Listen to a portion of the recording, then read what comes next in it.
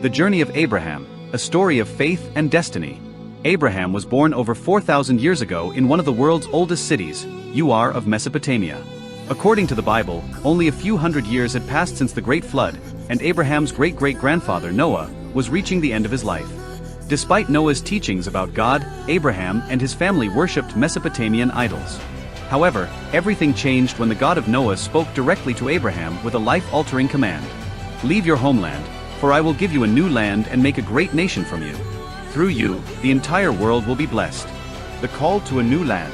By faith, Abraham obeyed and left Ur, most likely following a common trade route that allowed him to stop along the way. Eventually, his family arrived in Haran, a city possibly named after his brother. Abraham stayed in Haran for several years until his father, Terah, passed away. At the age of 75, Abraham, his wife Sarah, and his nephew Lot departed for Canaan, unaware that they were about to encounter trials that would test their faith in unimaginable ways. The Canaanite lands and Egypt. Upon entering Canaan, Abraham stopped in Shechem, a territory dominated by the Canaanites. These people were known for their dark and brutal religious practices, including human sacrifices. Abraham, grateful that his God did not demand such things, built an altar to worship him. However, soon after, a famine struck the land, forcing Abraham to journey south into Egypt. In Egypt, fearing for his life due to Sarah's beauty, Abraham asked her to claim she was his sister. Pharaoh, enchanted by her, took her into his palace, but before he could approach her, God sent plagues upon his household. Realizing the truth, Pharaoh expelled Abraham and his family from Egypt, sending them back to Canaan with great wealth. Conflict and separation. Back in Canaan, conflict arose between the herdsmen of Abraham and Lot due to their growing flocks. To prevent further strife, Abraham generously offered Lot the first choice of land. Lot chose the lush plains of Jordan, settling near Sodom, a city known for its wickedness, while Abraham remained in Mamre, where he built another altar to God. Archaeological discoveries suggest that Abraham's altar remains preserved to this day, revered by Jews, Christians, and Muslims alike. This site would later become the setting for divine encounters that would shape history. The battle and the mysterious king. As Lot settled in Sodom, disaster struck. Four powerful eastern kings waged war against the region, capturing Lot and plundering the city. When Abraham learned of this, he gathered a small army of trained servants and launched a daring rescue mission. Pursuing the invaders, Abraham struck them down at the city of Dan and continued his pursuit beyond Damascus, ultimately recovering Lot and the stolen treasures. After his victory, Abraham was greeted by an enigmatic figure, Melchizedek, the king of Salem, later known as Jerusalem. Unlike the Canaanite kings, Melchizedek was a priest of the one true God. He blessed Abraham, acknowledging that his victory was divinely orchestrated. In response, Abraham gave him a tenth of his wealth, a gesture of deep reverence.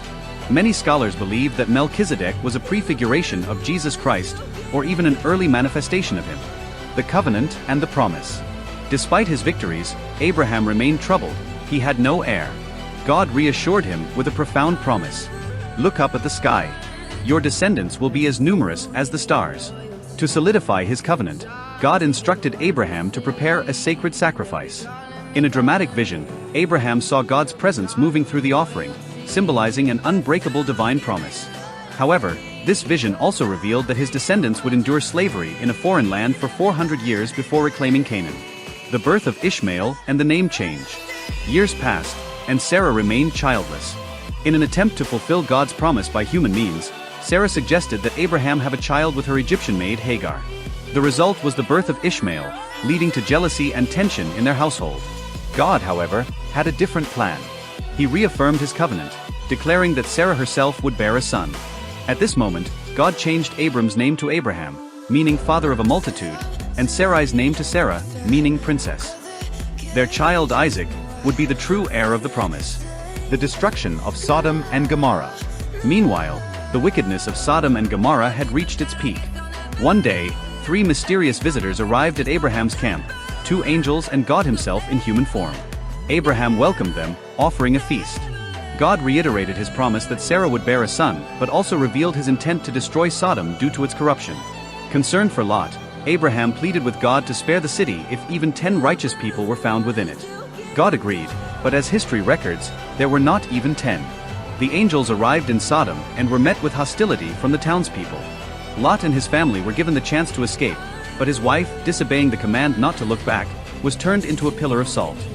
Then fire and brimstone rained down from the heavens, eradicating the cities.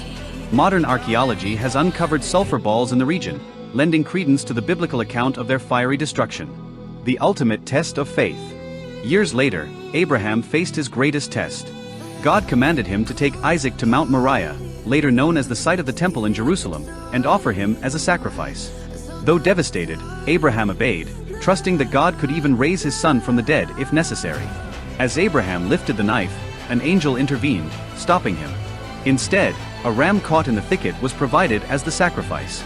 This powerful moment foreshadowed the ultimate sacrifice of Jesus Christ on the very same mountain centuries later. Legacy and fulfillment. Abraham lived a long life, passing away and being buried alongside Sarah in Hebron. His legacy, however, endures. Through his lineage came the nation of Israel, and ultimately, Jesus Christ, who fulfilled God's promise to bless the world. Abraham's journey is one of unwavering faith and divine destiny. Just as God called him to trust in his plan, he calls each of us to follow him on the greatest journey of our lives. The question remains, are you ready to answer the call?